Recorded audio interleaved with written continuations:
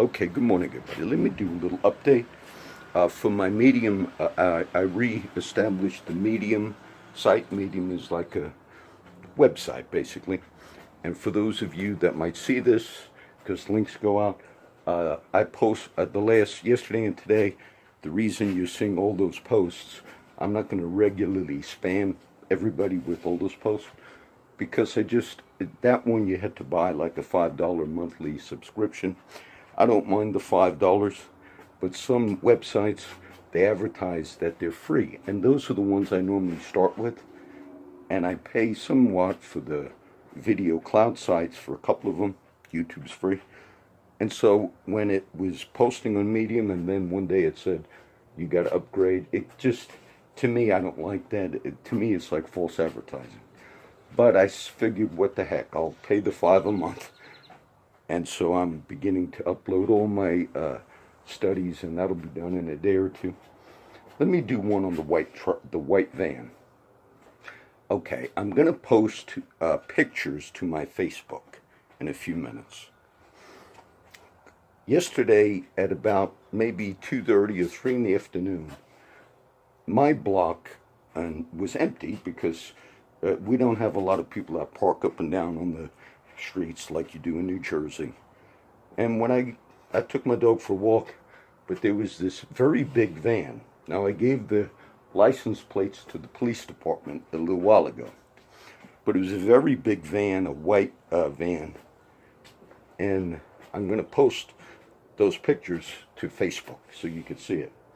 But it was parked on my property, like on the grass, and halfway on and halfway in the street, and it was blocking my mailbox. Now, being there were no other cars parked on the street on either side, because we don't do that here in Texas, unless somebody's having like a Bible study or something, and then sometimes. But I found it strange that the street was empty 3 in the afternoon. Okay, so then I had to pick my wife up from work, and she came home, and it was there at about 8, and she said, "What is that big van right on the property?" I said, "Well, I'm not real sure. I saw it earlier. Maybe somebody's..." So I was being patient. And I got up at 5 this morning, and that white van was there. Without mentioning too much, I had not an altercation, but I had to speak to one of my neighbors the other day.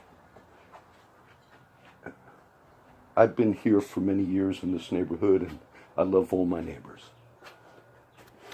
And one time, my neighbor was going to replace the fence next door, between us, the fence right here, by the way.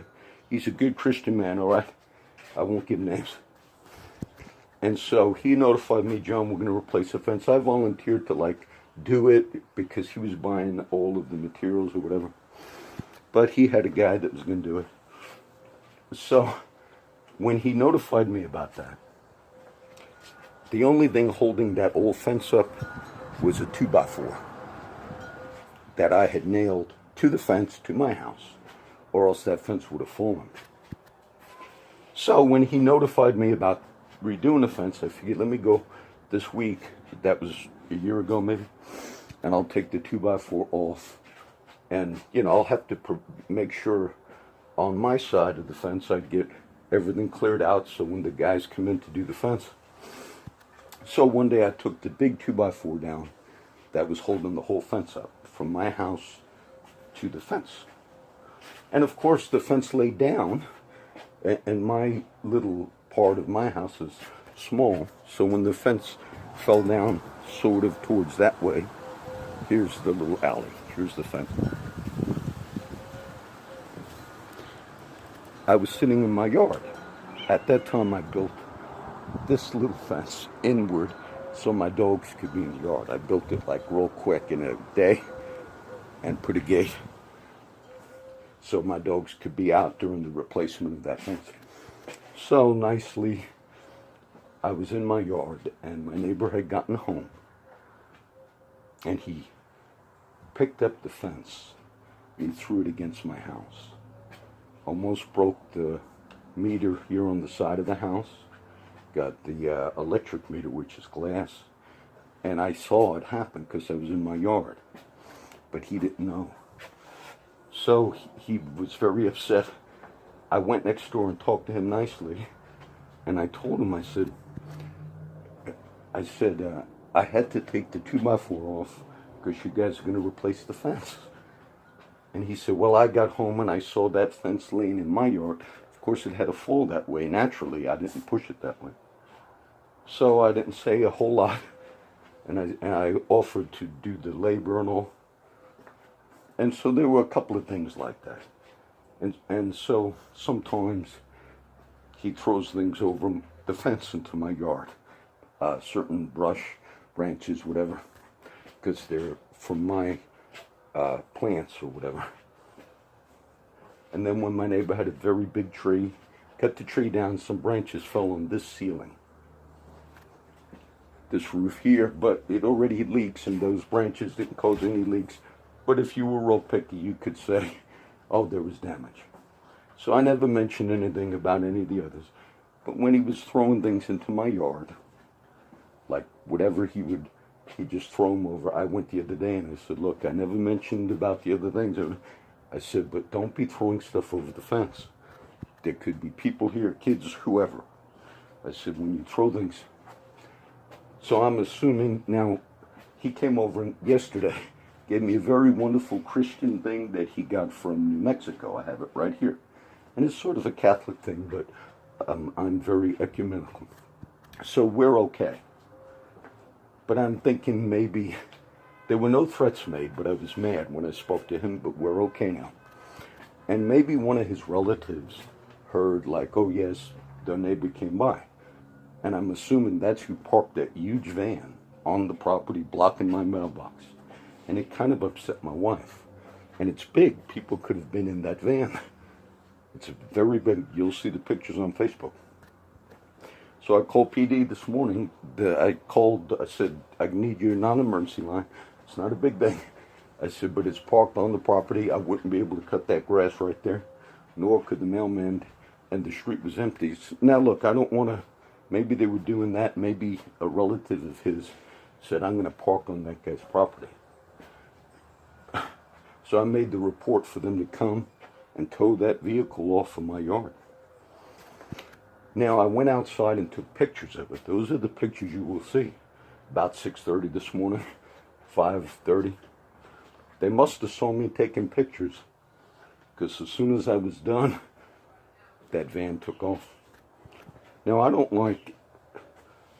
retaliate in the sense that I'm going to park on your property, you know. But those of you that know me know that I also make things public. So, whoever that was, and there might have been people in that van sitting in there. But they stayed all day until about 6:30 in the morning. Right after I called the police, I said, it's a non-emergency, but this vehicle is on my property. So we'll call this the white van, okay? If I were going to do any news updates, there's a lot of news. The ICE, the people that enforce immigration laws. Some politicians have begun referring to them as like those are oppressors, sort of like the Nazi Gestapo type concept. That's a very bad thing to do. If we are critical and we critique law enforcement, if they do wrong, that's a just thing to do. But many of those guys, whether it's ICE, immigration, officers or whatever, those that are not doing anything wrong, to just paint them all with that broad brush, and then to begin to kind of like for political thing, say they are now the enemy. I read an article or saw it online the other day. Now look, this was like at the top of the news, and it said there were some immigrants coming into the U.S. illegally, and they were dehydrated. There was one who died this past week in this area, I believe. We found the body in South Texas. And it said they called the Border Patrol or the cops because they were going to die, which is a very dangerous thing when immigrants are doing that. And so, of course, the U.S., ICE, whoever police responded, gave them medical aid. But, of course, then they had to arrest them. And the way that's normal. If we were called because somebody There was a story, some kid was high or drunk, and he stopped the cop. We had that with Lou Diamond Phillips, the famous actor who was arrested about a year ago for DWI here in South Texas.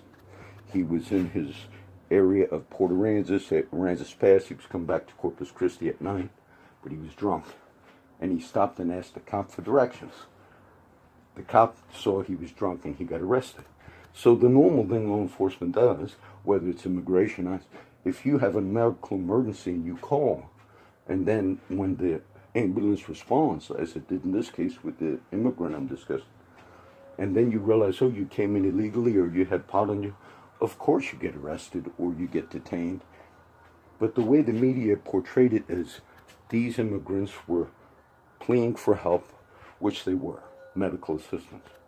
And then when the law enforcement, ICE and Border Patrol showed up, got them assistance, and then realized they were here illegally, they followed procedure. It's not their fault. Many of you on that side of the aisle who are looking at them in that manner, you have voted for the laws that they have to enforce. So if you have a disagreement with Mr. Trump over zero tolerance, all those things, it's very sad that you painted all of that particular agency, ICE, with that brush. And I'm not saying everybody on the left has done that, but some have. So I'll upload this now, and that's your little update. God bless everybody.